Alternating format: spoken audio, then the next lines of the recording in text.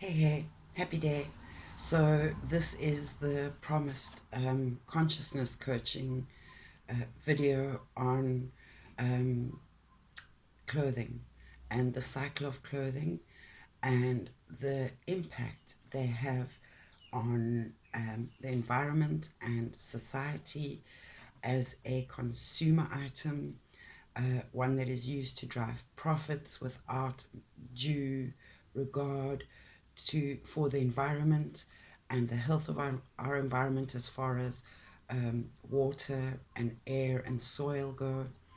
So I happened to be at a social event a few weeks back, and as I'm apt to do, not always in a welcome fashion, but I jumped on my soapbox because when you have an awareness of these things, I find it very challenging not to draw people's attention to things I feel they may be overlooking in the greater scheme of things. So, I have heard a few times over the last few months the name of a new website where you can buy uh, what I'd label fast fashion, and it's cheap, affordable clothing, and you purchase it online, so it's quick and easy.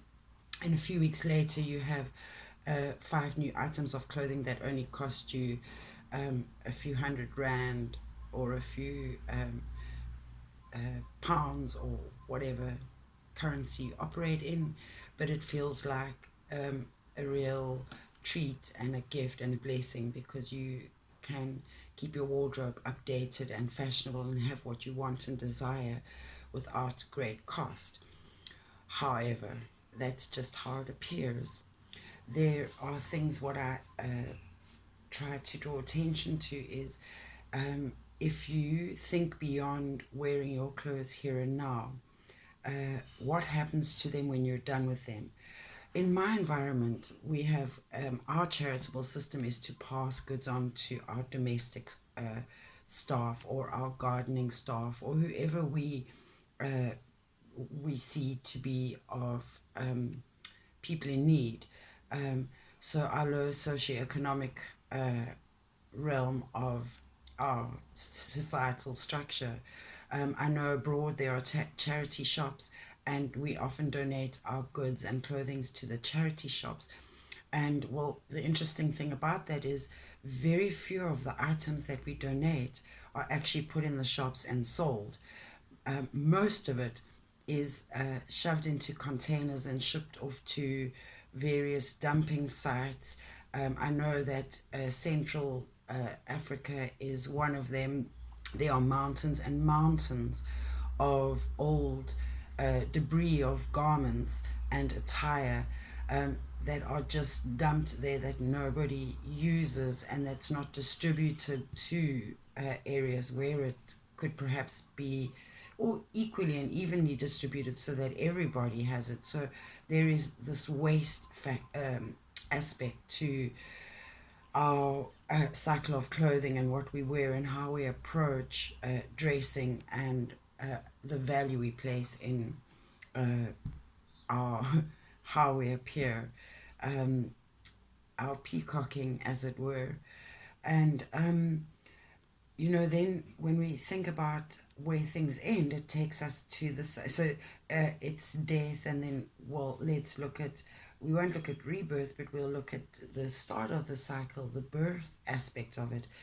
So if you think about it, most garments are made of either natural fabrics, cotton, silk, hemp, or man-made fabrics, rayon, nylon.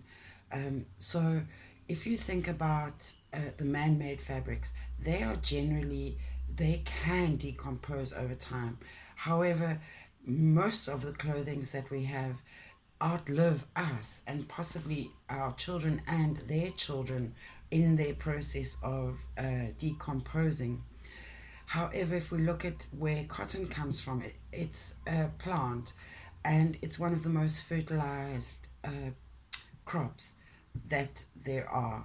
And it also takes backbreaking work and labor, and often it's people are employed in a slavery form to harvest some or many of these natural resources. Um, Machinery is available, but it often isn't the most cost effective.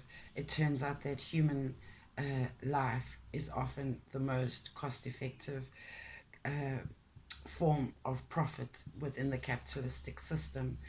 So it is expendable and exploitable and often very cheap. So if we think about the natural man-made fabrics, so initially there's a harvest of a crop, so that takes a whole industry to develop the initial um, uh, ingredient of that whatever product we are designing. um, and then there is the constructing of the fabric from those raw products, and that takes industry. It takes dyeing, it takes weaving. You have a whole yeah, you know, the dyeing process is a thing. If you think about leather making, there are a lot of toxic elements and chemicals involved in that. So just under the natural, you may support natural, but bear in mind that that too has a cost.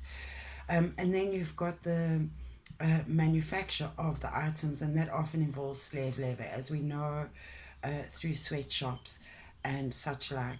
And I keep thinking about in China, the production line of toys, and certainly plastic ones, that are very temporary gifts that we give, but yet that plastic takes many, many, many decades to degrade and decompose. And you think about these people spending 16 hours just standing at a conveyor belt looking at the same thing. Can you imagine how mind numbing that is? And what kind of quality of life is that? It added a few moments of joy and pleasure, possibly, to somebody, but it cost someone literally their life, the currency of their time and their energy. And that is the most valuable treasure we have. So, uh, you know, if you start to see just even in the natural world, there are many, many negative impacts on our based on our drive and demand and need for commodities and consumable items. You know, then if we think about the plastic goods, um, the man-made fabrics, those again take a long time to decompose, and again there are many chemical processes and production uh, factors that uh, demand resources from our planet, as far as water, and it pumps back a lot of negative pollution back into the system, just in the production, and then also the byproducts of the waste of what we don't use and what we discard once we've finished using it. So it's really a drive to reduce, reuse, ups, ups, scale stuff, um, pass on, share. Uh, you know, just find less is more. We don't need to follow fashion trends. They are very fleeting, and the cost is very high. Um, so, this is a call to consciousness about when you go shopping, or when you want to use shopping as a therapy, or decoring your house. I mean, it's everything. It's the whole way we live, our whole lifestyles. It's not just about straws and plastic straws and bags. It's also about holding corporations responsible for their waste.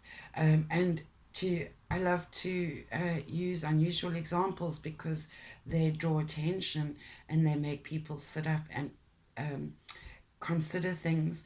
Humor is often a very good educational and learning tool.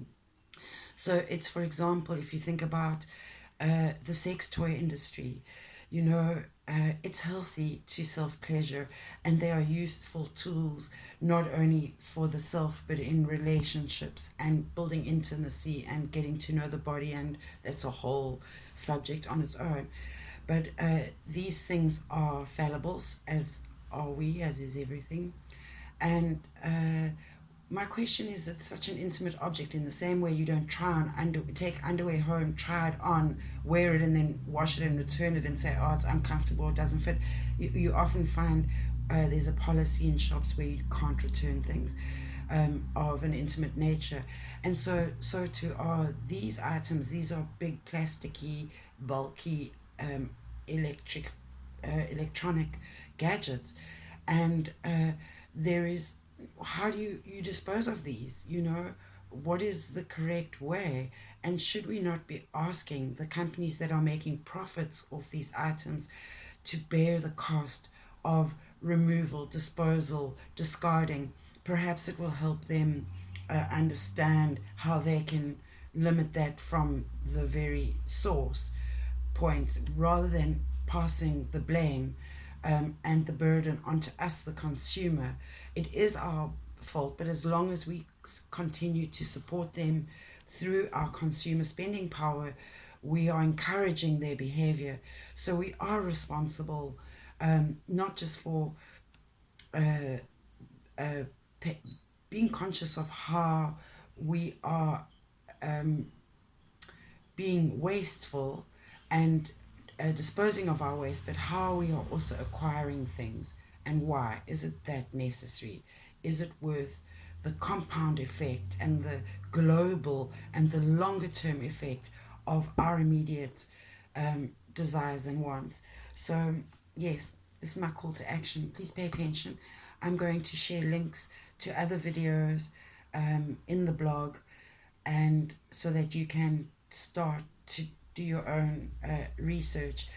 You can put these on in the background. You don't have to watch them. Just listen to the information. That's all I'm asking. Just open your ears, open your eyes, look around you, see how our pollution is impacting the beach I walk on. It's no longer just made up of sand. There are those little plastic nurdles that are just a part and parcel of our sandy beaches now, and the wash up of waste, earbud straws are something I see a lot on the beach. So perhaps consider. We're told not to use earbuds anyway, it's not good for our health. So perhaps we can consider other ways to approach our hygiene needs. And I'm quite happy to assist in this matter. I've got many, many natural ways to live your life, and I try and do much of it, but I have so much, so far to go, because just the zeitgeist and the status quo of how life is, it doesn't encourage me and support me to live in the way that I know is essential for the future of this planet. It's all fine and well to be wanting to expand our boundaries to Mars and further afield and space and explore space. However, Earth is our Garden of Eden. It's our home now. It's the home of our children and our children's children. And at this point, really, it is a God help them situation. And we are called to action. And yeah, I could uh, carry on for days. So thank you for listening. Namaste. And thank you for doing whatever it is you can do. Every small action has an amplified collective effect. So thank you for sharing this message. Namaste.